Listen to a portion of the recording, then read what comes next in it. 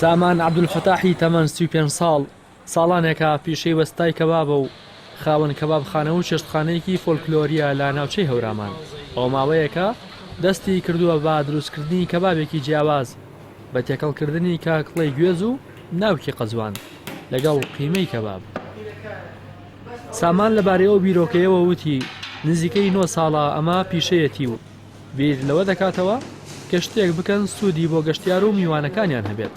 سامان دەشڵێت ئەو هەستی بەوە کردووە کە بەهۆی بوونی چەورێکی زۆر لە کەبابدا خەڵکی خۆی بە دوور دەگرێت لە خواردنی، بۆیە بیری لەوە کردوێتەوە کە کاکڵەی گوێز و ناوکی قەزوان هاوسەنگی دەپارێزێت و چەوری کەبابەکە کەم دەکاتەوە و زیانی تەندروستی ناهێڵێت.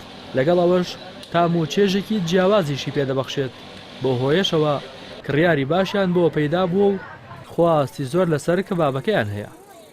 ئێمە چەند ساڵێکە لێرە مەداممانەیە خەریکی ئیشی کەباب و گۆشت و شتانێ، یعنی بیرمان لەوە کردەوە کە شتێ بکەین ئیسادەیەکی تەندروستی بە گەشتیارە خۆشەویستەکانمان بەڕێزەکانمان بگەێنین. ئەسمانە کرد خەڵک لە کەباب ڕاگە چونکە چەندین زیانی تەندروستی هەیە، ینی بەوەی چەوری و کۆلسترۆل بەرزەکاتەوە ئەم شتانە بیرم لەوە کردەوە کە کاکڵات کۆلسترۆڵی دابەزێنێ.